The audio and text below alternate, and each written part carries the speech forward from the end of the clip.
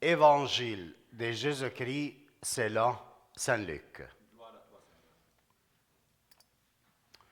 En ce temps-là, comme certains disciples parlaient du temple, de belles pierres et de ex-voto qu'il décorait, Jésus leur déclara: ce que vous contemplez, des jours viendront où il n'en restera pas pierre sur pierre. Tout sera détruit. Ils lui demandèrent: Maître, quand cela arrivera-t-il? Et quel sera le signe que cela est sur le point d'arriver? Jésus répondit: prenez garde de ne pas vous laisser égarer, car beaucoup viendront sur mon nom et diront: c'est moi, ou encore: le moment est tout proche. Ne marchez pas derrière eux. Ne marchez pas derrière eux. Quand vous entendrez parler de guerre et de désordre, ne soyez pas terrifiés. Il faut que cela arrive d'abord, mais ce ne sera pas aussitôt la fin. Alors Jésus ajouta: on se dressera nation contre nation, royaume contre royaume. Il y aura de grands tremblements de terre. En divers lieux, des famines et des épidémies. Des phénomènes effrayants surviendront et de grands signes venus du ciel. Mais avant tout cela, on portera la main sur vous et l'on vous persécutera. On vous livrera aux synagogues et aux prisons. On vous fera comparaître devant des rois et des gouverneurs à cause de mon nom. Cela vous amènera à rendre témoignage. Mettez-vous donc dans l'esprit que vous n'avez pas à vous préoccuper de votre défense. C'est moi qui vous donnerai un langage, une sagesse à laquelle tous vos adversaires ne pourront ni résister ni s'opposer. Vous serez livrés même par vos parents, vos frères, votre famille et vos amis. Elles feront mettre à mort certains d'entre vous. Vous serez détestés de tous. Vous serez détestés de tous à cause de mon nom. Mais pas un cheveu de votre tête ne sera perdu. C'est par votre persévérance que vous garderez votre vie. Acclamons la parole du Seigneur. Louange à toi, Seigneur Jésus. Wow, quelle merveille ce matin. جورج فين شعبك؟ شعبنا؟ ماشي نرميها على بعض دلوقتي. ماشي. Bien, mais c'est une parole merveilleuse pour mes frères ce matin. Et parce que le bien de quand le Seigneur il, nous avertit de certaines choses et il nous donne les moyens de l'affronter, c'est merveilleux. Parce que tu vois ici comment le Seigneur, il aime ses brebis. Parce que vous savez, la première chose que je veux commencer, et nous sommes ici une paroisse, Raïa. Et paroisse en grec, c'est-à-dire Ard el-Ghorba, la terre des étrangers. Le mot paroisse en grec, paraoikos, yani, c'est-à-dire la terre des étrangers. Et les chrétiens, les paroissiens, quand je dis le mot paroissien, veut dire en grec les étrangers. An-Nuzala, Al-Ghuraba.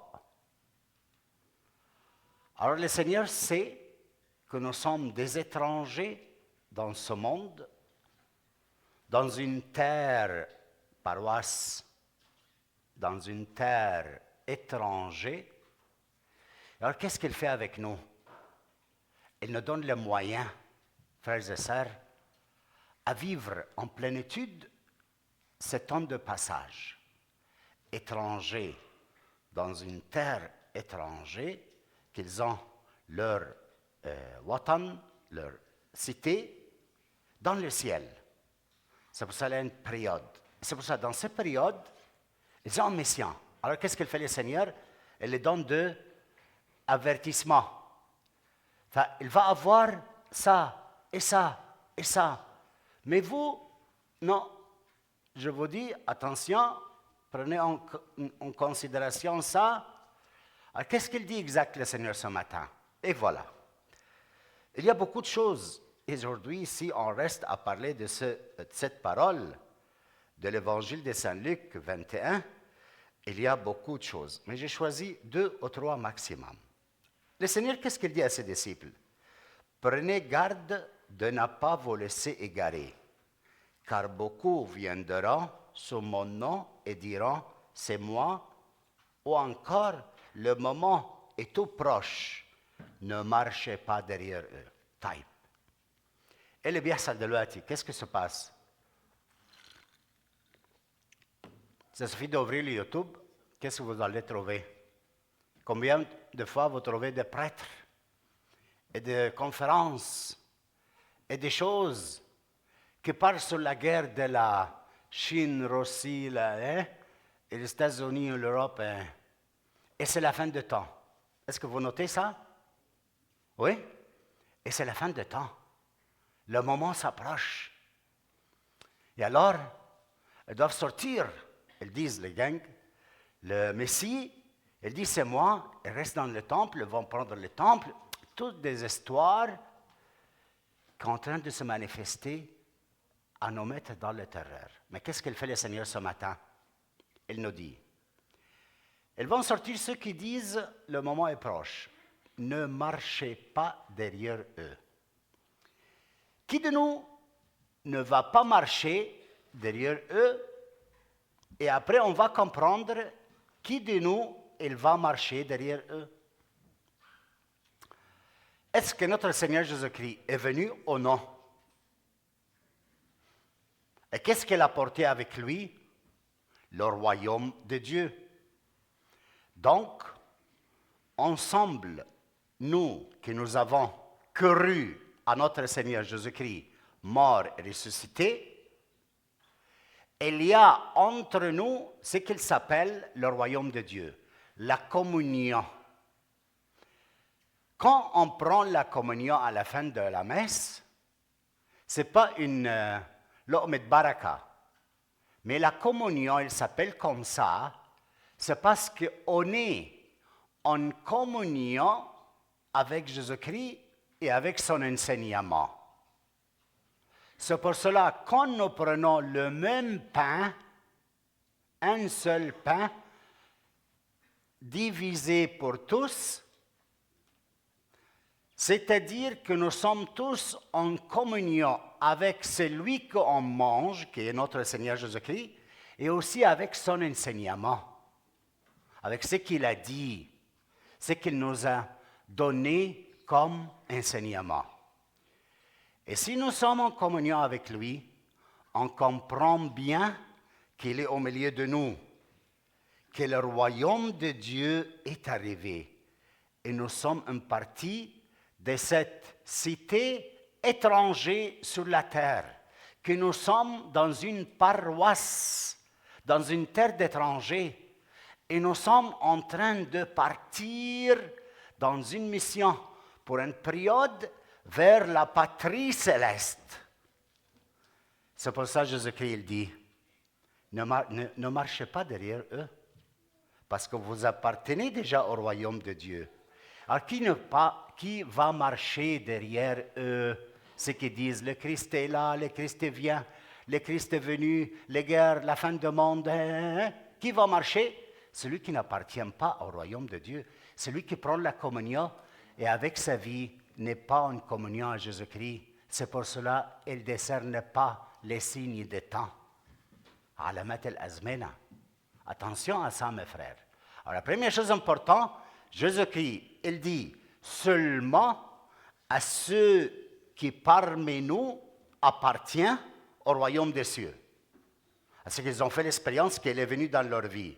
Et ceux qui sont en communion avec lui, ils sont dans une terre étrangère, sont conscients qu'ils sont en passage vers la patrie céleste. Première chose. Alors vous allez trouver dans le monde, beaucoup de monde vont égarer. On n'a pas besoin de donner nos oreilles à ce qui se dit dans YouTube ou dans les médias ou dans ces choses-là. Il y a un miracle ici, il y a quelqu'un qui marche sur l'eau là, il y a quelqu'un qui a fait un miracle ici.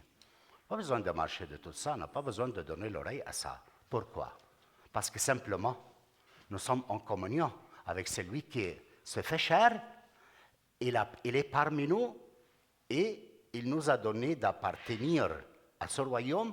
On appartient à une paroisse, à une terre étrangère et nous sommes en passage. Alors qu'est-ce qu'il dit après? Ils vont vous persécuter. Oups! Comment on dit en québécois? Oups! Ils vont vous persécuter dans cette période d'être nos élèves étrangers dans cette terre étrangère. Il ne vous laissera pas tranquille. Alors le Seigneur, il nous fait savoir que on va être persécuté. Qu'est-ce qu'ils vont faire? Il dit le Seigneur comme ça. Ils vont mettre la main sur vous. Si quelqu'un il est ici et je lis ma main sur sa tête comme ça, sur lui, qu'est-ce que ça veut dire? Que je le possède. Quand il y a un bébé qui reçoit le baptême, il vient ici, j'ai mis la main, il y a une prière pour la possession des mains. Alors il vient le bébé, j'ai mis la main sur sa tête, c'est-à-dire que maintenant il appartient à l'Église, il est en possession de l'Église, il est fils de l'Église. Et alors, les persécuteurs vont mettre la main sur vous. Opa! Et alors? Mais attends, tu appartiens au royaume de Dieu. Tu n'as pas de ceux qui sont égarés. Tu n'as pas peur. Et alors le Seigneur te dit, ils vont t'amener en prison. Parce que tu crois à mon nom. OK? Tu appartiens au royaume de Dieu, et tu es là-dedans, tu n'as pas peur, parce que le Seigneur est avec toi. Elle te dit encore, écoute, quand tu vas devant le gouverneur, parce que la matochrog menesegn, elles vont te mettre devant le juge, devant le gouverneur, et après elles te disent, tu crois en Jésus-Christ? Comme ils ont fait avec tous les chrétiens dans les premiers 3 siècles de la vie du christianisme. Hein? Si on va étudier une période, si Dieu le veut, on va parler des martyrs et des saints des premiers 3 siècles. C'est un thème fantastique. Et alors, qu'est-ce qu'ils ont fait? Ils prennent la personne, le mis dans le prison, et après, devant les juges, ils leur posent la question. Monsieur, tu crois en Jésus-Christ? Non. La religion aujourd'hui, c'est la religion universelle. Il n'y a pas d'islam, il n'y a pas de christianisme, il n'y a pas de bouddhisme. Il y a une seule religion dans le monde. Et nous sommes tous, on a fait des réunions, toutes les nations, on s'est mis ensemble à mettre une seule religion. On a pris quelques aspects d'ici, quelques aspects d'ici, quelques aspects d'ici, on a fait une seule religion. Ça, c'est la religion du monde entier aujourd'hui. Crois-tu à ces dieux? Si tu veux sa vie, si tu veux sauver ta vie, tu vas dire oui. Mais tu es sauvé.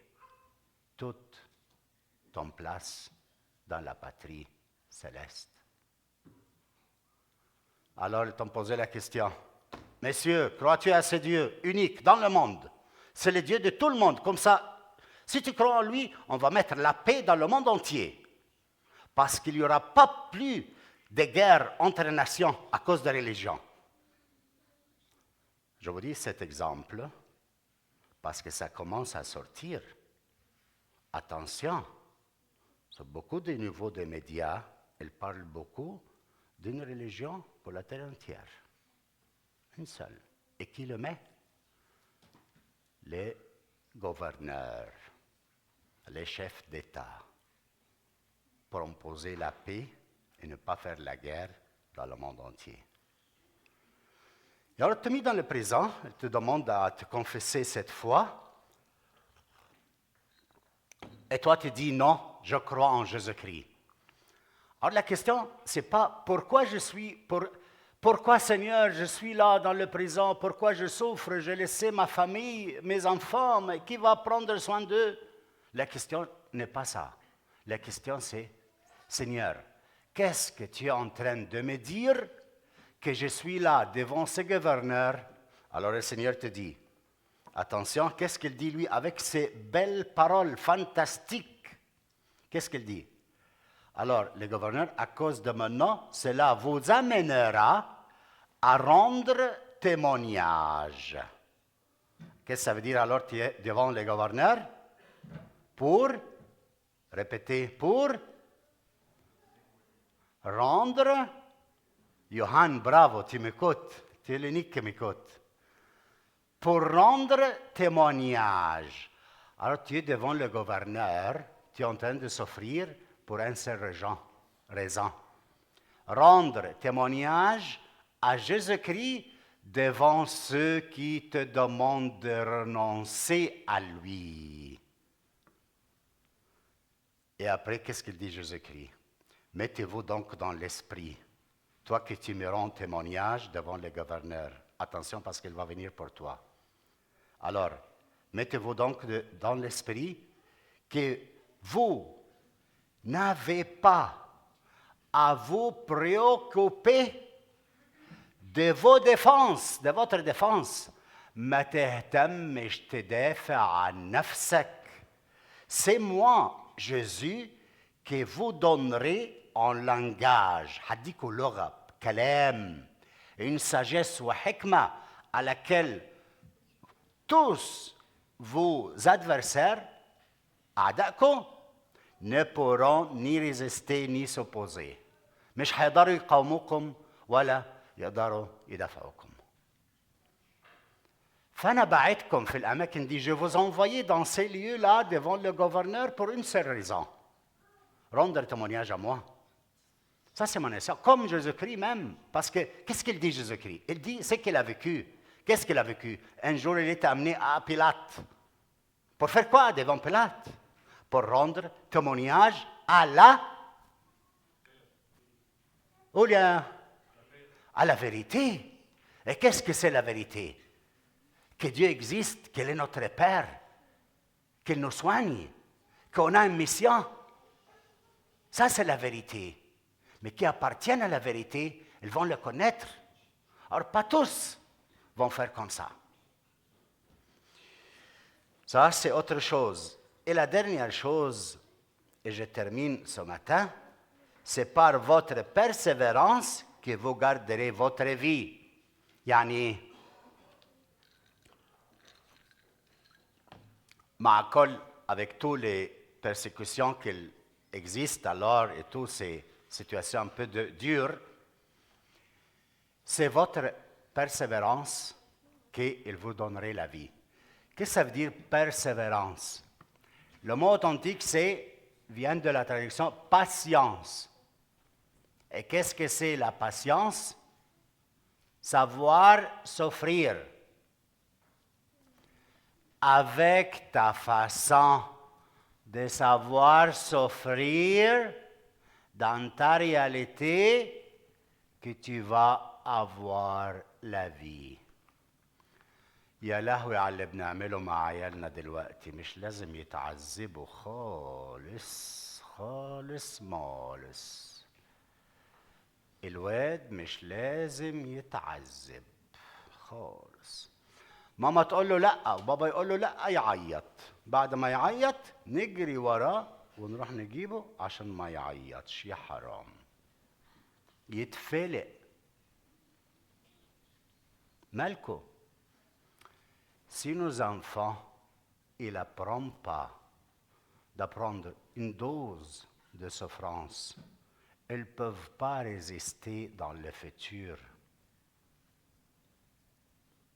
Essayez de voir, je parle aux jeunes, quelqu'un qui a souffert d'une certaine maladie, d'un certain problème, et quelqu'un d'autre qui n'a pas souffert.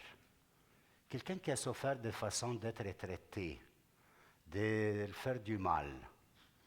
Regardez sa maturité, comment il est devant quelqu'un d'autre qui n'a pas subi de souffrance. Je ne suis pas en train de vous dire envoyez vos enfants à le faire souffrir. Parce que la vie, elle porte des souffrances. Ça suffit une sœur jalouse d'autres sœurs. Oh là là, quelle souffrance! Vous ne comprenez pas ça. Ça suffit un frère, il sent que son frère, il le persécute dans la maison parce qu'il ne veut pas jouer avec lui. Oh là là, quelle souffrance! Souffrance, c'est pas, on doit je ne sais pas quoi là. Mais les choses qui sont dans la vie quotidienne. Papa, aujourd'hui, il est capable de porter les bonnes choses qu'on a et qu'on a besoin, les vêtements pour la fête, les chaussures, les je ne sais pas quoi. Mais papa, cette année, il ne peut pas. Un peu de souffrance. Mais si on accepte, on entre là-dedans. Laissez que la vie. Alors, tu n'as pas appelé à dire « Ah non, mon fils, je ne dois pas le laisser souffrir. Je vais lui donner ça et ça, même si je me prête de l'argent. » Parce qu'il ne doit pas manquer. Okay. Si tu ne peux pas, tu ne peux pas. Si tu peux, tu peux. Et ton fils, il entre avec toi dans ça. Avec votre savoir s'offrir, que vous allez obtenir la vie. Est-ce que vous m'avez compris?